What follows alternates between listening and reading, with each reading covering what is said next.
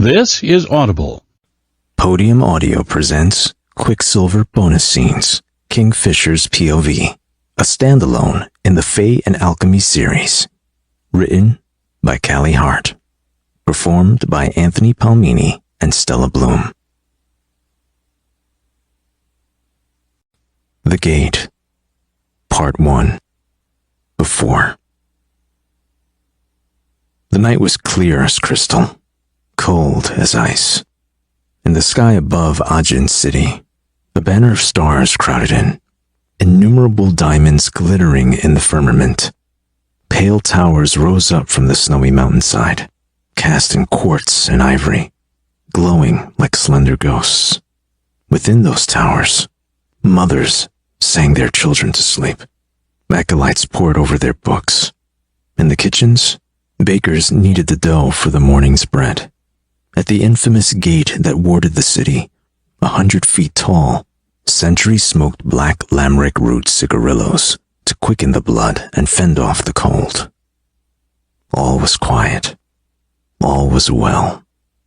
But it wasn't. There were wolves at the gate. All of them were with me tonight. Ever-present Renfis, of course. His twin Morel, wearing an easy smile. Danya, with her blonde hair flowing in a pale river down her back. Corix, seated and silent in the snow, their hands resting on top of their fighting leathers. Foley, grinning like a rake, bouncing on the balls of his feet. Vashgideon, with his shock of moonlight hair and his pale white eyes. Dark-haired Lorith, the newest member of the Lupoprolia, chewing on his bottom lip. I faced down the slope, staring past my friends into the darkness, and fought back the urge to shiver. I was used to the cold. I spent half my life with a bitter wind lashing me. It wasn't the temperature that had me shuddering inside my cloak tonight. It was dread. As if a promise of what was to come, a frigid wind chased across the mountainside, cutting through my leathers, carrying with it the stench of rotting meat and the tang of brimstone. Beside me, with his hair tied back into thick war braids, Ren's face was the color of regret as he craned his neck, scanning the black sky for any sign of danger. I witnessed the moment that he saw the megalithic shadow, even blacker than the night, blacker than the pit of hell itself. The beast's form drank the light and devoured it. Silent Death, they called him here, but the beast had many names.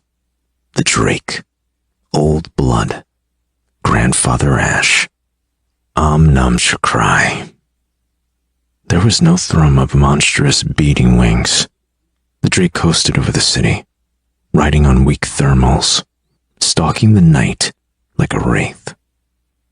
I knew I should have stayed home, Renfis hissed under his breath, locking eyes with me.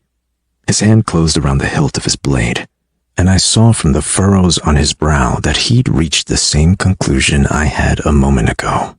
We were fucked. Laughing silently, I winked at him. Not too late to turn back. He snorted. You're joking. There's no way down that hill now. Ah, come on. I painted my words with sarcasm. If it's the vampires you're worrying about, then don't fret. Just go around them. Just go around them? Ha! Sure. I'll skirt around 5,000 feeters on the side of a mountain. Let them march right past me into the city. I shrugged, scanning the sky. Sure. Why not? And I'll just plug my ears when the children start screaming? He went on. You could pack them full of snow. That would muffle the carnage. Renfis nodded, eyes glinting, as he peered into the ink. Who cares about the Ajin anyway? They've guarded the gate and prevented untold horrors from spilling into this world for centuries. But so what? That bitter brew they make goes down way too easy. I always wake up with a hangover in Ajin. I smile at that, though my stomach rolled as the air above us shifted. Their food's too good, too. I always overeat. And their females are too pretty, a voice added from